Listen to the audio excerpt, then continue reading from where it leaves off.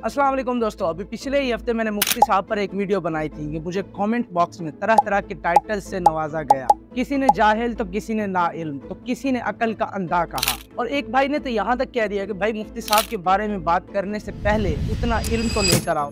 दोस्तों ये बात तो है कि मुफ्ती साहब हैं बहुत बड़े आलिम, इतने बड़े आलिम कि कुरान पाक में गलती निकाल दी। वो काम जो 14 सदियों से ना कोई मुफस्सिर, ना कोई मुहद्दिस, ना कोई मुजद्दिद, ना कोई मुज्तहिद, ना कोई इमाम, ना कोई ताबी, ना कोई सहाबी, यहाँ तक कि खुद हजूर अलैहिस्सलातु वस्सलाम भी ना कर सके, वो काम मुफ्ती साहब ने कर दिखाया। कुरान पाक में गलती निकाल दी।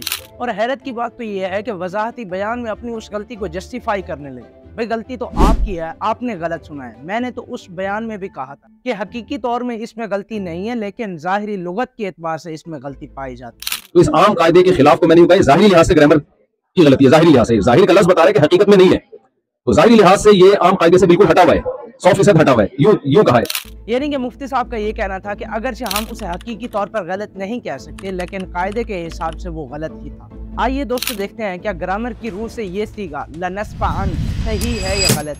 ग्रामर की एक आम सी बुक इल्म सीगा, जो कि आलिम के डिग्री कोर्स में दूसरे या तीसरे साल के बच्चों को पढ़ाई जाती है, उसमें नंबर 31 पर यह सीगा लिखा हुआ है।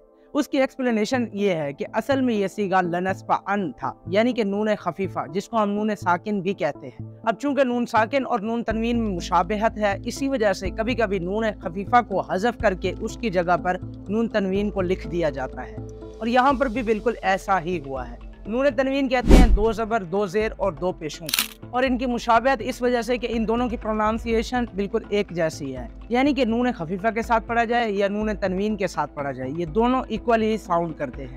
अब दोस्तों ये तो एक छोटी सी आम सी किताब है जो कि एक बच्चे को पढ़ाई जाती है। आइए ज़रा मुफ्ती साहब के लेवल की कुछ बड़ी किताबों को भी जोड़ते हैं कि क्या उनमें किस तरह लिखा हुआ है ये सीन। इमाम ज़मख़शरी ने तफसीर कश्शाफ में इसी तरह ही लिखा है कि ये असल में नून खफीफा था, फिर बाद में इसको नून तनवीन कर दिया गया। और इमाम ज़मख़शरी ने लिखा कि इसको अब्दुल्ला इब्न मसऊद भी लाअस्फ़अन, यानी कि आखिर में तनवीन के साथ ही पढ़ते थे, लेकिन फ़र्क सिर्फ ये था कि वहाँ पर वो वाहिद मुतकल्लिम का सीगा इस्तेमाल करते थे। और इसी तरह तफसीर बैज़ावी के हाशिया शेखज़ादा में, बहरुल मुहीत और तफसीर मज़हरी में भी कुछ इसी तरीके से ही लिखा हुआ है। क्योंकि अगर इसको ज़ाहिरी गलती भी माना जाए तो इसी तरह कुरान पाक में एक और जगह सूरह यूसुफ आयत नंबर 32 में अल्लाह ताला फरमाता है वला यकूनम मिनस सागिरीन।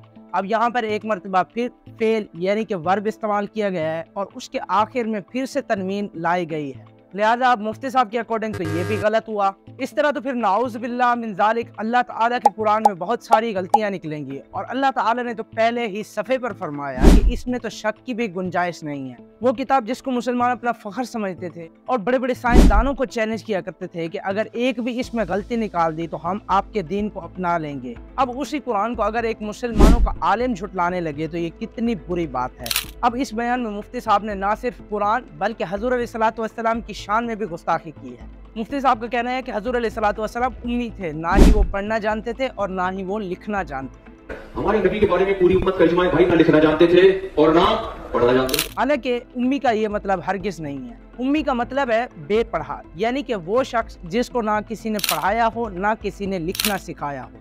और हैरत की बात यह है कि अपने वजाहती बयान में वो अपनी इस बात को कुछ इसी तरीके से जस्टिफाई करने लगे कि भाई मैंने हजूर अलैहिस्सलातु वस्सलाम को अनपढ़ थोड़ी कहा है, मैंने तो ये सिर्फ कहा है कि हजूर अलैहिस्सलातु वस्सलाम ना लिखना जानते थे ना पढ़ना जानते थे। मैंने हरगिज आपको अनपढ़ का लफ्ज़ आपके लिए इस्तेमाल नहीं किया, ये तौहीन का लफ्ज़ समझता हूं मैं। मेरी तरफ किसी ने मंसूब किया कि मैंने ये कहा कि मैंने नबी को माज़अल्लाह अनपढ़ कहा है, हरगिज नहीं। मैंने कहा आप सल्लल्लाहु अलैहि वसल्लम लिखना पढ़ना नहीं जानते, ये लफ्ज़ उम्मी का।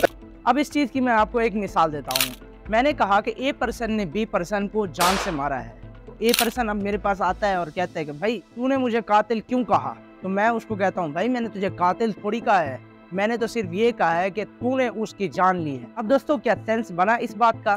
अब यहाँ पर मुफ्ती साहब रुके नहीं, बल्कि इसी बयान में एक और जुमला कहा जिसमें उन्होंने बैक वक्त 4 गुस्ताखियों का इर्तिकाब किया, जिसमें उन्होंने कहा कि हजूर अलैहिस्सलातु वस्सलाम लिखवाते कुछ थे और आगे कातिब वही लिखते कुछ थे, और हजूर अलैहिस्सलातु वस्सलाम उसकी तस्हीह यानी कि करेक्शन भी नहीं करवाते थे।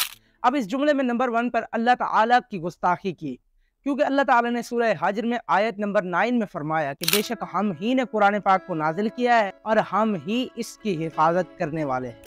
और अगर मुफ्ती साहब की बात मान ली जाए तो गोया कि जिस वक्त कुरान पाक को उतारा जा रहा था, कुरान पाक को उस वक्त भी खता से महफूज नहीं था, और जबकि देखा जाए तो अल्लाह ताला खुद कुरान पाक की हिफाजत का जिम्मा लिए हुए है اور نمبر 2 پر حضور علیہ الصلوۃ والسلام کے منصب اور ان کی شان میں گستاخی کرنا ہے، کیونکہ نبی اور رسول ہوتا ہی وہ ہے جو اللہ تعالیٰ سے جو کچھ جس طرح ملے وہ آگے امت کو پہنچا دے۔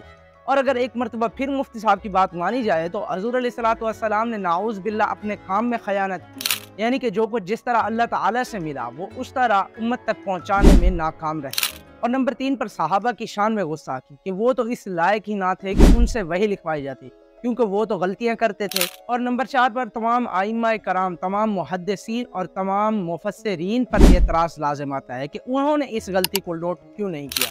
اور اس تیسری بات کو تو انہوں نے وضاحتی بیان میں مینشن ہی نہیں کیا، کیونکہ اس میں تو کچھ اپنے آپ کو ڈیفینڈ کرنے کے لیے تھا ہی نہیں۔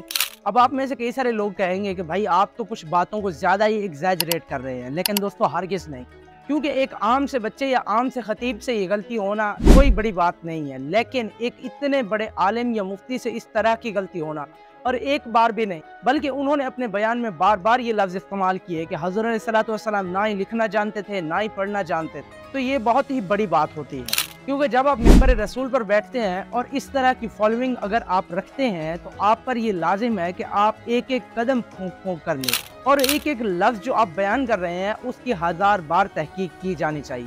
اور ان سب چیزوں کے بعد دعا ہے اللہ تعالیٰ سے کہ ہمیں حضور علیہ الصلوۃ والسلام کا باادب امتی بنائے اور صحیح عقیدہ نصیب فرمائے۔ اگر ویڈیو انفارمیٹیو لگا تو ویڈیو کو لائک اور چینل کو سبسکرائب ضرور کیجیے۔ انشاءاللہ ملتے ہیں ایک نئی ویڈیو میں، تب تک کے لیے اللہ حافظ۔